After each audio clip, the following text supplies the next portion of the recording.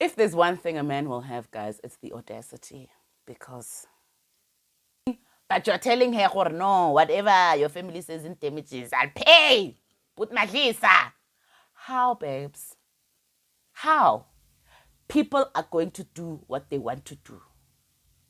Whether it's making sense, it's not. If we who are watching on TV can see this relationship, 2 plus 2 is 79.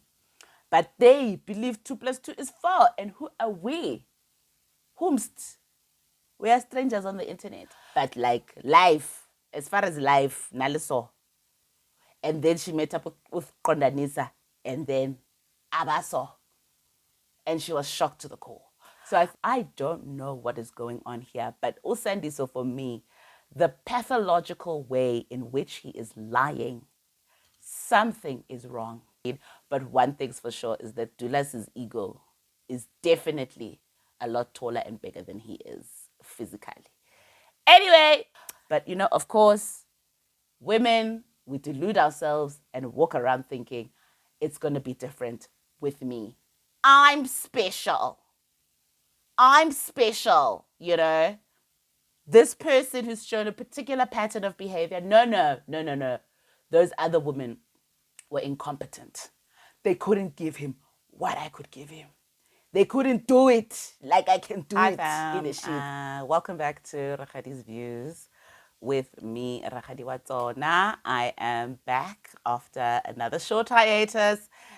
Guys, you know what to do. Hit the notification bell so that you know when I upload, because frequency, I'm working on it. But I'm back for Mnakwethu Happily Ever After Season 4, Episode 7. And I do want to just do a catch up. I'm just going to start off by saying, guys, I've got a bit of a cold, the flu, but I want to push through when I've got the energy, because empty. In Turkey washing, I don't know about you guys, but like, it's holding me here. So when I find the strength and the energy to watch these episodes and actually just get my notes together and come and record, I'm going to do it, even with my rough voice. But let's get into it, because a lot of stuff happened, and I want to see if I can actually just get through catching up on all of the reviews in one sitting. Let's see. So, episode 7, we start off with Ukondanisa going to his sister. Well, I think they're in the same house. Making tea, they asks the sister to do him a favor and basically go aloshweleza kwako komamchunu, because the situation is gooby BBB. Sister was like, okay. What I liked about the sister is that she called him to order, thank you, on television while a camera was rolling, so that we have it for the records. And she told him that, like, Yazin, like, I'm also a woman, so I can empathize with what Umamkunu is going through and the things that you've put her through. On top of that, you've hazarded us also as a family by the things that we were seeing on TV, and so she's like, she will go and she will speak to Mamkunu, but she's not making any promises, because everything that he did was wrong, and she told him that to his face, and I love that. So she says, I'll go, we'll see what happens, but I'm not making any promises. Kondanisa says no, he's happy, he thanks her, tells her that he really regrets all of the stuff that he's done, and everybody deserves a second chance. My guy, you're on like chance number 711. It's got to work any second. You've been through second, third, fourth. You are in like the high double digits of chances that people are giving you. But okay. Next, we come to Usandiso, who I'm now going to coin Mr. Manga. Ooh, Kena o. Sandiso's there sitting with Pindile in the room. He asks her, how did her meeting go with Umamkunu? And Pindile, obviously, she's still upset. And I think she's definitely still in her passive-aggressive bag. And she basically tells him that, like, what did you think? Did you think if you put this meeting together for Umi and Umamkunu to come together, that is what was going to convince me to just come along for the ride and accept this tempo situation? And Pindile is like, Mamkunu herself seeing flames and fireworks there. Situation's not working out for her. So, as far as she's concerned, she tells him that the meeting was a waste. But then out of the other side of her mouth, then tells him, that basically the train has left the station as far as the situation with Umamncane and the baby. And, if this is the path that Sandile wants to walk, it is what it is, and there's nothing really that she can do about it. So she's going to wait and see. Basically, so with that being said, I'm not quite sure that the meeting with Umamncane was a waste, because I think it's helped Pindile get to a place of accepting the situation for what it is. And is that not a life lesson for all of us, guys? Because most of the time, what keeps us in our own state of suffering is wanting the reality of our situations to be different to what they actually are, and really resisting accepting things for what they are. Life lesson. Wabana guys, is the lesson of the monks. They meditating in the Tibetan mountains. This is what they be meditating on, and we get such nuggets of wisdom out of Mnakwethu, with Pindile at least finally accepting the situation. So even though she might not admit it, I don't think that meeting with Umamncane was a waste, because it's gotten her to this place of it is what it is. But also, I see you, Mr. Manga, for the way that you've managed this thing. So let me give you the rope, and let's see how high you're going to hang yourself with that rope with this temple situation. Anyway, Sandiso tells her that fine. He's spoken to his family, and they've shown him the error of his ways, and he wants to organize a family meeting to basically talk about this whole situation. And Pindy tells him that, like, my guy, I don't think you're fully understanding like how upset my family is. They want absolutely nothing to do with you, because they first heard, saw, smelt of this situation on television with the whole country. So I think as far as her family is concerned, I mean, it was just the biggest levels of disrespect. So she's like, I don't know if you're really going to get this family meeting that you're talking about. And Sandiso in his diary session also admits that, he shambalazed her whole family there on television, and, he wants to make things right with this meeting. But Pindile is like, no, don't put words in my mouth. I'm not saying that it's going to happen, but we'll see. Girl, we know you're going to call that family meeting simply for the fact that this is a television show that needs a storyline, and your guys' storyline needs to move forward. So maybe we might not see your extended uncles and your actual parents and whoever, but definitely I think that sister that you were having coffee with in one of the other episodes is going to be there. You're on TV. Cameras are rolling. Okay? Next scene, there's Dulas on the phone with Umadlamini, first wife, Mbogoro, the first one to see the flames of the Popeye, the cartoon show that was Dulas and his life. So there he is. He's chatting with her on video chat. Talking about, he wants to see the kids, asking how the kids are, just checking up on her. And she was like, listen, like, the kids are okay, but you're not really taking care of them the way that you need to be. There's a bit of neglect going on here, because na ke a bona ko di social media, ko di Instagram, ko di TikTok, you are everywhere, all over on the socials, on the platforms. But, where is the time that you're making to speak to your children and to spend time with your children?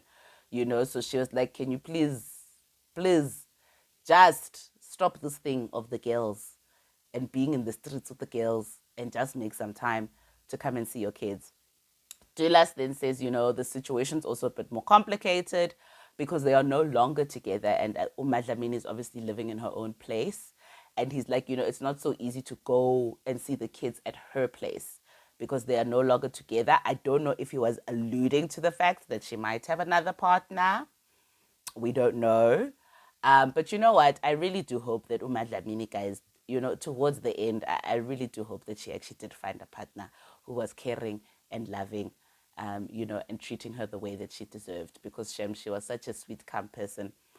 So for him, he's saying it's much easier if she leaves the kids go auntie. So I don't know whose auntie he's referring to. Is it his auntie or her auntie? But it seems like it's auntie go KZN. So he says it's much easier for him to go and see the kids and pick them up from there, than him going to see them at the house. But he acknowledges what she's saying, and he agrees that, he's going to make time to see his kids, which, let's give him a high five for that part. But then he ends this whole scene by saying, he suspects that her telling him to take care of the kids, is basically her way of trying to come back, Kadi love back. I mean, if there's one thing a man will have, guys, it's the audacity, because she's telling you to go and see your kids and spend time with your children. How is that equaling love back? Badlamini had been through it, guys. Okay. But to the Bamutserikadi washing face, clap on television. I don't know. I don't know what her motives are. Don't want to be speaking for her in this conversation and in this scene. But one thing's for sure is that Dulas' ego is definitely a lot taller and bigger than he is physically. Anyway, next scene, Kondanisa there is meeting with his brother, giving him an update on the situation. And he basically says, he's spoken to each of the wives, Usamantha and Umam Kunu. And, the thing that surprised him now is that Mam Kunu is actually a lot more stubborn than Samantha in the whole situation. And so what the brother suggests is that Kondanisa call a meeting with both of the wives in one place, basically a family meeting for everybody, and see how that goes and see where the situation is. So Kondanisa then speaks about, he wants to also have a meeting with Samantha's aunt, the taxi rank cat, Ikati yase rank, that he called her, because he wants the aunt to come in and basically see if Samantha's family can sit her down and basically bring her to order. That's what he wants from his side, and that's why he wants to speak to auntie. Because essentially he says he doesn't want, Samantha making decisions for him, and basically decisions for their marriage, I think. There's a lot of animosity between Ukondanisa and Samantha. And, I'm starting to suspect that Samantha's not really as over Kondanisa, maybe as she would like us to believe. I think, yes, her frustration and her anger and even sometimes her disgust with him is all valid, but there is entirely too much heat, I think, behind it, and passion and emotion, where I'm like, there's still embers here of attachment and connection and love that are burning, because somebody who was really out here and don't give a fuck, like Umam Kunu, she's not moved. Emotionally, not moved, because she's no longer there. I think it's just, she's got an icebox where her heart used to be. She's done. But Usamantha, very much not done. And we see that in the last scene, which we'll get to. Anyway, next scene, Pindile and Mr. Manga have the family meeting. So it's at Pindile's sister's house or their family house, whatever. It's her sister Lungi and Pindile. She says her brother couldn't make it because he had work. So I'm not sure what her family situation is in terms of whether family is living in Soweto, in Joburg or not, and maybe that's why it's only with the sister, or if what she has said is actually true and that her actual elders in her family don't want anything to do with this. So Ulungi, I think, is there for the initial meeting to basically test the waters, to see what these people want to say, and then give feedback to the rest of the family. What I must say about this scene, which I found very confusing for me, the editing was a mess and it seemed like it was very rushed. But there was so much that was happening. And I think there was a lot more depth that production themselves could have given us. It was cut, paste, cut, paste, cut, paste. It was very fast paced. I didn't particularly like the flow of the scene because, as I said, heavy things were coming out and it was rough. Anyway, starts by Usandiso's aunt speaking and expressing her disappointment, on behalf of the family about the situation that they find themselves in. They, as a family, also found out about all this stuff on TV. He didn't speak to any of the elders and the family. And she's like, at the very least, Usandiso should have spoken to his wife and actually told his wife that, like, Yazini, these are the mistakes that I made. This is the person that I met. This is the child that came from that situation. So, she starts off at least on a good foot by apologizing and putting it on the table. Hi, then Lungi asks, the family, where is my sister lacking? Umakuti, like, for Sandiso to be going out and finding another wife, what is she not giving him that he felt he needed to go out in the streets and go and find? Then Sandiso's brother asks, well, has Usandiso ever asked you, Pindile, for a child? And have you guys ever had a discussion about having children? Then Pindy says no, and she's like, and thank God we never did have a child, because if we did, look at the situation that we'd be in. Girl, that was not the truth.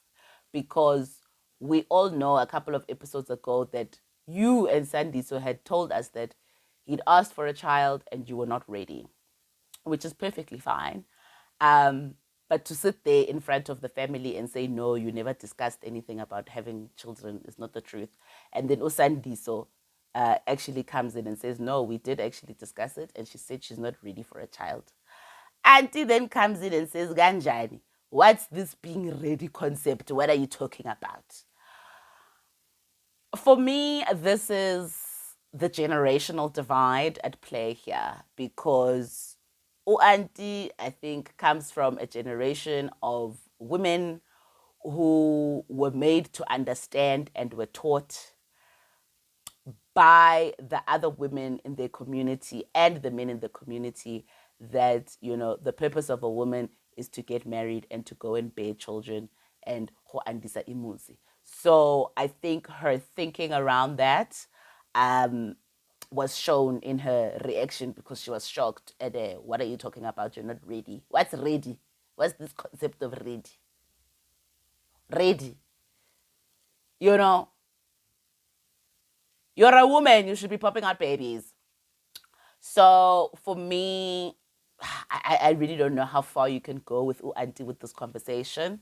But for me, Upindi, she has the right to at least have a conversation with Usandiso and both of them negotiate, as far as the timing of the child and what's going to happen. Because back in the day, and clearly still today, where people are still holding these ideas that, a wife comes in and just starts popping kids out, regardless of the economic situation, regardless of, our physical stability, regardless of whatever problems we might be having in our relationship, we should still be popping out kids. Times have really changed. And I think a lot more women are more aware of the kind of environments that they want to be birthing children in. So I don't think even Pindy in her diaries has really shared with us what her reservations were for not wanting to have a child with Usandiso when he wanted to have a child. And I think that would help to give us more context. Not that she has to justify it, but especially to us. I mean, we're people on TV, on the internet. But I think it would help at least just to fill in some of the story so that we could understand. And so, yeah, okay, so Sandiso says no, that we did talk about it. She didn't want to have a child. Which, if we are talking honestly, guys, it's not about right or wrong, but honestly, if we're talking about it, I think that there is still a very pervasive ideology that exists in our African culture that if children are not being produced out of a union, a man has free license to go out and make children, usually sanctioned by his family. On top of that, which for me, morally, obviously, not correct. We're not having discussions with people. But I'm curious as to how Sandiso's family would have managed the situation if he had actually come to them and said, this is what's happening. Pindy and I have had this discussion. She says she's not ready for a child. These are the reasons that she stated for not being ready, and how they would have handled it. Because guys, listen, Rakadi's been around for a long time. We've heard multiple stories like this. I have. Personal stories even. Of women who have been in relationships and either could not have children physically or did not want to have children because the environment in which the children were going to be raised was not a particularly safe or healthy environment or a stable environment. And the family of that man has gone out and found him a woman to bear children outside of his marriage. These things are happening. And so I was very curious as to why they had asked that question, because I don't know if Sandiso's family was trying to find justification for why it was okay for Sandiso to then step out on her and have a child. But anyway, let's move along. Hi, Lungi then asks, what else is Sandiso hiding? Because if we're having this meeting, let's just rather put everything on the table. What else is going on? Sandiso's brother then at least comes to the table and tells them that actually, we have hlawulad that baby there by Umamcan. Pindy is shocked. She walks out. Lungi follows her and is like, let me bring her down, and then she can come back in. They both come in. Everybody's shocked, I think, between Pindy and Lungi. But at least for me, the brother told the truth as he knew it. Then Pindy's like, is there anything else after this? Come clean now. Speak now or forever hold your peace. This is your moment to put it on the table. Are there other wives? Are there other pregnant women? Are there other girlfriends? Tell me now. Mr. Manga chooses this opportunity to tell her no with no hesitation. In his diary entry, then he says, yes, Zini. At that moment, I was thinking that, ucebi ukhona eceleni, but he's not going to come out and speak it. And that is why, because even the whole time that he was saying that, Sandiso had this gleam, this twinkle in his eye, and this smile as he is deceiving not only Pindy and her family, but his family, the same family that at the beginning of this season he went to and asked them for help. And now here they are helping him, and he is still withholding information. He is still lying. He is being Mr. Manga that we know him to be. That twinkle in his eyes for me, and Rakadi is willing to be wrong, but there is something that is psychopathic in the way that this guy is lying. There's some sort of glee that it looks like he gets out of being able to deceive everybody, like this is a game. How he is just getting so much glee from this when cameras are rolling. So is it, I don't know, is it the confidence that even though I can lie on TV where there is proof that will live on in eternity and be syndicated in other countries for years to come, even if I'm lying to all of these people, the situation is still going to be just fine. I'm going to sort it out because I'm the King Don Farah in my life. I don't know what is going on here, but Sandiso, for me, the pathological way in which he is lying, something is wrong. I am a coach. I'm not a therapist. But I think definitely it requires some psychological assessment and diagnosis, because they are the normal. It's not a normal for me. Anyway, Sandiso says he's willing to pay any damages that are required, whatever her family says he must pay. He's willing to do it because he wants Umamkulu still in his life. And another note, guys, is it me?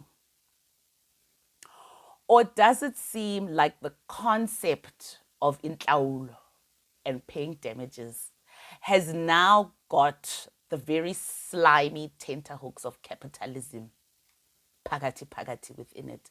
Because, you know, I think the whole concept of people having to pay damages and where it came from was because the actions that were taken by the wrongdoer was so egregious in nature, so shameful in nature. When you really had to be coming, and even before we as black people owned livestock and maybe we were an agrarian society, what you had to sacrifice was so big as this concept of making things right for the wrongs that you have done. I just think there's a certain level of transactional interaction now within Tlaulo. You know that, like, it's fine. I'll just go out. I'll do the wrongs. I'll do the wrongs. I'll Tlaula here. I'll Tlaula here. I'll Tlaula here. But not understanding that, like, you've shamed somebody. You've shamed their family. More importantly, you've also shamed yourself, darling. And now it just seems like, well, because Ntlaulo is just taking, you know, I don't know, it's in the form of money now. So we'll just pay everybody off. I'll just do these things and I'll pay you all off. It's okay. Everybody will be fine. Because he's saying whatever amount is required. If your own auntie Sandiso is asking you when you are telling her about umamncane, your aunt is asking you, uzomondla ngani? She's putting you on Front Street and blasting you about your financial situation. You still want to be lobolering 2 women. You still you still need to do this for mamncane. You are talking about mamncane must go emakhaya because you're going to build a house there. So you are building, but you're telling her, no, whatever your family says in damages, I'll pay. Put my lisa. How, babes? How? You know, if there are any therapists or sociologists of the sort who watch this show, guys, I think we really need a deep dive analysis on Usandiso's psyche, because this is not making sense. And I think it needs to be done because he represents a portion of society, because there are more people like him out here in the streets, for sure. But it's not make sense, guys. Anyway. Carry on. Dulas is at home cutting his hair. His brother, cousin, friend, Unkosi, homie lover friend, Unkosi comes over. You know, then Dulas is talking about the situation with Umamhlongo, you know, miscarriaging. And when she was telling him about the miscarriage, you know, he tried to be strong and hold it in because, you know, indoda ikhali. But he went home and he just broke down and he cried, you know. And even while he was recounting the story, it was very evident that I think he is still deeply upset, you know, by this miscarriage and still hurt. And for me, I loved that we saw this side of Dulas just expressing his vulnerability, you know, and his humanity. And I think when you see these sides of him and really him allowing that sensitivity to come through, part of me can start to understand, okay, maybe this is what these women are seeing within him, because there is a softness that is there, you know, and this childlike vulnerability that lives within him. You know, when he was talking about this, it was just, you know, you could see Horashem that they were about to. What I would have liked is that if he could have been having this type of interaction and conversation with Umamhlongo, because I think for both of them to heal, it would probably be a better idea if they could do it together. And I think that would probably also make them feel emotionally more connected. But anyway, he's doing it with Nkosi. But, it was good to see anyway that, he has this side. There are many facets to him. He's not just a Popeye 24/7. Anyway, so him and Nkosi agree that they're going to go and see Umam Flongo's older sister and probably just speak to her, because Dulas was like, now I don't know what we must do culturally, cleansing, what's the procedure? And Nkosi was like, no, you need to find out from her side. Or what, is it that they want done? Cool. They said they're going to have that conversation. Then we see Umakadebe, which is Sandiso's Mamngani, having a conversation with her family, which is her uncle, her aunt, her cousin, and then there was another girl there who I think is her friend. So I think she lives with like her extended relations. I'm not really sure what the family situation is there. Anyway, she starts off by apologizing for not telling them about her love life and the whole situation, and that they had to find out everything on TV. Wabona, in this Makatebe, Watswana, Mr. Manga Manga, why are people not telling their family members about what's going on in their lives? I can hear regular mjolo, couple of weeks, couple of months in the streets. Children have come out of this thing, and you haven't told people what's going. I don't know. But my mother constantly reminds me that there are many people who just live in households where communication is not really a thing. Anyway, so now she is apologizing and saying that she wants their support. Auntie loved her out the gate, was like, baby girl, for real, obatlas tembu. And like, otoi emela, like this thing, are you for real about isi tembu? That's the one you want out of the menu of life. Is that what's going on? Hi, Makatebe says yes. She's about this life. They're like, girl, what about school? Like, what about your dreams? What about your future? Because are you really prepared to go emakaya when this person marries you and to just be chilling there? Like, what are you going to be doing? You need to carry on with school. Makatebe tells us that no, she spoke to Sandy. So Sandy says he'll support her in carrying on with school and bring her dreams to reality. Emakaya, girl. There's a reason people are coming from Emakaya to the cities to further their studies. I don't know. It's telling. I'm not saying there's nothing for people Emakaya. There's actually a lot, like for us Emakaya. But if you're trying to further your studies and be a professional somebody, I don't know what her life plan is, but she says she's willing to do it. For me, then her male cousin comes in, and he's the real MVP of the scene and the MVP in her life, because he comes through as a rational, logical person who cares for her and a protector, because he is just like, Auntie, le wena malome. It seems like this Makatebe here and her Sandy, so hantle, because this girl is covering for this guy, even in the way that she's answering these questions. Better he come here himself and let's hear it out of the horse's mouth, because you two, auntie and uncle, it sounds like you are signing off on this nonsense that this girl is telling you right now. And I was like, yes, cousin. He can see the wood for the trees, and I suspect he probably knows exactly what type of person Mr. Manga Manga is. But there's Makatebe. She is invested. And she's in love. You can see like this poor, young, naive girl is in love. And sometimes I think really, guys, it would have been best if we all just listened to our parents. I know I was a young girl too. We need to listen to our parents when they tell us re tlogeleng bashimane and focus on school. Because this girl is willing to literally change the whole trajectory of her life. And the worst part is that she knows that she's with somebody who's dishonest. She knows that he's a liar. She said it multiple times that Nale Mamkulu, we are fighting because of this person, Neti.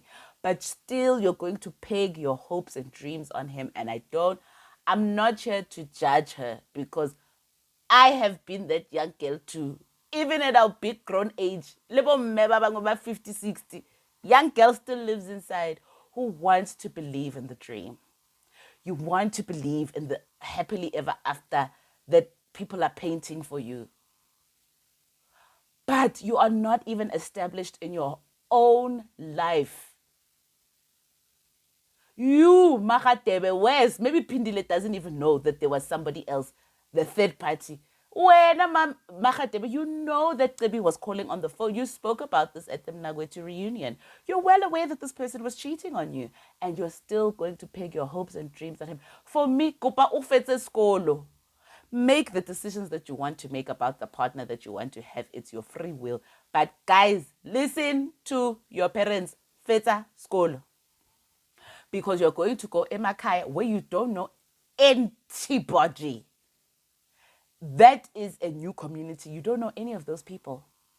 The only person that you would know of, not even know of, is his mother. And you're going to start a life there with this person. It's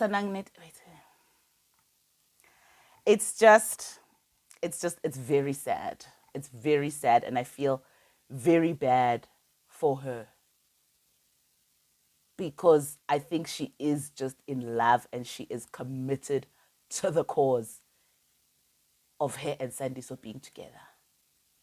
And she is invested in this dream that he has sold her, that happily ever after. Anyway, she says she's asking for support. She's not forcing anybody in the family, but please can they support her? The uncle was like, listen, I mean, we're going to support you as best as we can, because we don't want you going down there, AKZN, with anger in your heart, and then, you've got problems down the line. So as a family, for us to make sure that you have the best foundation for prosperity, emakaya, we are going to give you that support. And the auntie was also like, as long as you're happy and the emela, we support you. And honestly, I have to commend, her aunt and her uncle, because that really is the most mature decision. And I think for them, it was also very evident that this girl has made up her mind. Nobody can tell you. Guys, go watch 90 Day Fiancé if you really want to see. People are going to do what they want to do. Whether it's making sense, it's not. If we who are watching on TV can see this relationship, 2 plus 2 is 79. But they believe 2 plus 2 is 4. And who are we? Whomst? We are strangers on the internet. So I think her aunt and uncle could also see that, like, you know what? This person has made up her mind. It's very clear. So let's just give her the support that she needs. And I don't want to. Anyway, last scene, the mess of the episode. Guys, also like full disclosure, I was a real lover of Mnakwethu. I still enjoy this show, but this season in particular, every episode is so heavy. It's just trauma upon trauma, violence of words, violence, physical. It's becoming a lot. I know y'all are making TV and these characters are giving you a lot of material to work with, but this scene, yabo Kondanisa, le Mamchunu, le Samantha, case in point, it's starting to weigh us down. It's heavy. It's heavy, these things that people are dealing with. Anyway, Kondanisa meets up with Usamantha and Mamchunu. Mamchunu and Samantha arrive together. Kakumbi, at the venue. They all sit down. Kondanisa then starts by telling, Mamchunu, we've come a long way, you and me, from high school to where we are. She cut him short and she was like, we have come a long way. But clearly you forgot that journey that you and I have walked when you were busy running, ripping in these streets, laying it low and spreading it wide. Were you not remembering how far you and I have come then? Hey! Set the tone for what was about to go down here. She tells him that, like, before you even get into anything you're going to talk about, please go speak to my brothers. Kidding! I've been saying the same thing. Go speak to my brothers. I don't know why you keep coming back to me, trying to have these conversations of the love back. Secondly, I have told you, I want a plus.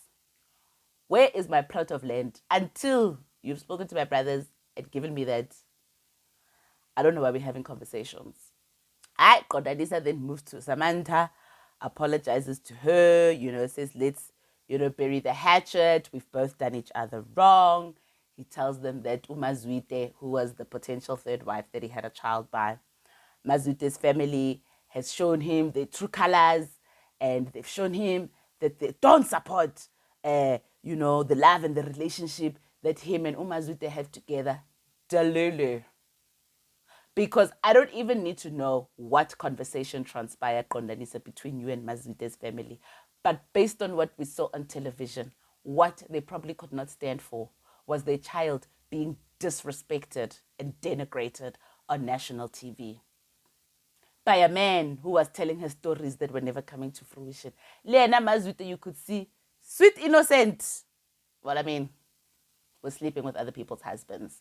But like life, as far as life, naliso. And then she met up with Kondanisa, and then Abaso. And she was shocked to the core. So I think her family also saw that, like, this person, a baby girl Mazwite, is not going to do anything for you. He's not going to marry you. He's not going to be able to support you. All he was coming through with was empty promises that he never fulfilled. So I don't know if, it was really about how the family was not supporting you, Kondanisa, but okay. Then, he then proceeds to tell them that in light of his apology to her here, he needs to also just let them know that there's somebody else in the picture. My friend was saying the other day that, like, these men need to understand that every new season of Mnakwethu, Happily Ever After, does not mean come with a new release just because it's a new season. And I'm starting to agree. What? Either you're apologizing or you're announcing that you've got somebody else. But here he is, 2-for-1, Kondanisa, because production at least has transported us to the venue, and production is paying for these drinks, and production has given me a great platform to have a family meeting. So why not just tick everything off the list? Tells them this, obviously, Batanya. They all just like, you know what? Keep your new release. When Makoti, be happy, because we are done and we've been done. Samantha tells him straight to his face that, like, hey, baba, me and you, failure. You and Mamkuno, failure. Then he's like, yeah, but you guys were distancing yourselves from me, so I had to go and find somebody else. And she's like, why were we distancing ourselves from you? Why do you think that? He doesn't answer. Of course he doesn't. Then she's just like, at the end of the day, Kondanisa, like, you are lost and you are confused and nobody can help you. No truer words were ever spoken. Samantha, I'm with you when you're wrong, but I'm with you when you're right. No truer words were spoken. This is a lost and confused individual. And really nobody can help him. At his big age, biological age, psychological age is a different story here. For sure. And she's like, listen, at the end of the day, what has anybody ever benefited from being with you? Basically, good luck to baby girl, new release. Hi, they both tell him to continue on, and she's like, just leave me in peace. Please, leave me in peace. Mam Kunu, in a diary session, she's like, this is totally an ego move because Kondanisa was hurt, and the Onale Siso from Mazwite leaving him, and rather than dealing with his issues, he's just going to try and cover that wound with a new release. And like, this girl, whoever she is, like, have you not been watching TV? But of course, women, we delude ourselves and walk around thinking it's going to be different with me. I'm special. This person who's shown a particular pattern of behavior. No. Those other women were incompetent. They couldn't give him what I could give him. They couldn't do it like I can do it in the sheets. I'm special, girl. Arabon. 1212, Samantha then is lashing out Ko Mamkunu, once again bringing up the paternity of these children, and that Umamkunu and Kondanisa deserve each other a And you know what? She just wants to move on with her life. I was like, girl, where is this coming from? You and Mam Kunu just got off the kumbi. I can't let no, only last week you guys were sleeping five and having drinks and having a good time, kikiing about Ukondanisa and the mess that he's just creating in his life. Now all of a sudden, knives are out. She's coming for Mam Kunu in this situation. I don't understand. Maybe like, what are you trying to gain from this, Samantha? I don't know. Why are you so dead set on exposing the paternity of these grown children who watch television and probably are old enough to understand what's going on here? Why would you do this to them? For what? What are you going to gain? Why are you lashing out at Umam Kurina? And this is why I say I still think that what I suspect is that Samantha really still loves Ukondanisa, even though she probably doesn't want to. But she does. Because you can't be this angry and this impassioned without some sort of emotion going. A thin line between love and hate, darling. She might hate him, but I think she also loves him. And I think that she might be jealous of Umam Kunu and the bond that Umam Kunu and Kondanisa share. That's could be wrong. But this lashing out at Umam Kunu doesn't make sense to me. And I think it can only come because what are you trying to achieve? What are you trying to achieve? Are you trying to bring her down to your level, even though you are all in a circus together, but you'll feel better if you bring her down to your level, that in this circus, at least I wasn't the only woman who was cheating and sleeping with other people. Like, what is the point of this when there are grown children involved? Anyway, Samantha's still holding on in her diary session, saying the truth is going to come out. She wouldn't be saying the same thing for 3 years. Eventually, it will be exposed. Kondanisa is just like, when Samantha, you are always trying to say things that you know are going to hurt me and that are going to cut me deep, and you're always trying to ruin things for me. He was like, Nali Mamkunu, we come from far together, from high school. I found her when she was a virgin. This is virgin love, is what Kondanisa was saying. Hey, virgin love. So he's like, I'm not going to stand for these tactics that Samantha is trying to pull, basically to bring a divide between myself and Umam Kunu. Even though Mam Kunu wants nothing to do with him. Maybe these children are not even Kondanisas. But Mam Kunu is also like, this person found me as a virgin. I was here. I was a fiance. She gives us the timelines. From far, this person. What are you going to gain, Samantha? I ask again. What is the intention?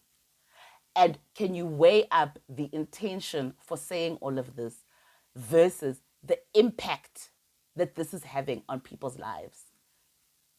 Because these children, wherever they are at their boarding school, the family, everybody, is it worth it? I don't know. I'm asking a question. Is this worth it? Hi, anyway, things get out of hand. Samantha, she stands up to leave. Mam Kunu also leaves, and she's like, hey, we're not Kondanisa. You made your bed, my brother. Now's your time to lie in it. This is what it is. It's your chickens coming home to roost, and she's not getting involved. She stands outside. She's waiting for her transport. Kondanisa comes back. She's like, go talk to my brothers. I'm tired of saying the same thing. Samantha also comes out. Kondanisa then follows Samantha. Samantha's not trying to hear it. And she tells Kondanisa, like, please leave me alone. Get out of my face before I embarrass you and pour this drink on you. I don't want to embarrass you in front of these people, but if you do not back up off me, Kondanisa then says, based on these people's behavior in his diary entry, he can see that they've suffered a lot and he's put them through a lot. Based on the way that they're acting and their behavior, it's only ringing now for him that, like, you've been hurting people, like, deep. Then proceeds out the other side of his mouth to tell us, but he's been hurt too, and he's also suffered a lot because of them. Like, you'll never get accountability and responsibility from this person. Kondanisa, never. So obviously, he doesn't take Samantha's threat seriously and tells her, do what you're gonna do, okay? Do what you're gonna do. And she does what? She obliges and she pours the drink in his face, telling him that he's a fool. Uyislima. I'm trying to open your eyes to this situation with Mnakwethu. Even though Kondanisa came to her there and was telling her, please stop bringing Mnakwethu and dragging her into your drama about this paternity. There she is telling him that she's trying to open his eyes. Kasavana. Aliso. Hey guys, people are being baptized this season. Come Mnakwethu. What I will say about that whole incident and that whole scene, she told him she was going to pour the drink on him. He told her to do what she must. And she did. That being said, I personally, as Rakgadi, do not condone this type of behavior from anybody. Because if that was a man doing that to a woman, we'd be up in arms. It's still disrespectful what you did. We wouldn't like that if Kondanisa had been doing it to you, Samantha. So by that same token, I don't personally like to see that stuff on TV. The way that, and I know it comes from a place of hurt for women, this lashing out, but this whole thing of women getting up in men's faces, pointing fingers, screaming at them, shouting them down, I'm not here for that, because also, for the most part, we are not actually operating from a place of our power as women when we are looking crazy and screaming in people's faces and disrespecting people. That is when you are out of your power, when you're acting like that. But it is what it is. That's what we saw on the TV screen. Calls him a fool, asks for her keys. It was a mess. And that's it for episode 7, guys. Thank you if you made it to the end of this video. Thank you for watching. Thank you for supporting. Please, if you haven't, like, share, and subscribe. But the most important is to hit the notification bell, because so it is what it's going to be. We must accept the reality of the situation, even though the YouTube algorithm, maybe it don't put some. And as I said, once again, I do this for enjoyment and also just to reach out to people, to speak to you guys. So, if you've got comments about what you saw and what you interpreted in your analysis, please do share it in the comments. I'd love to hear from you.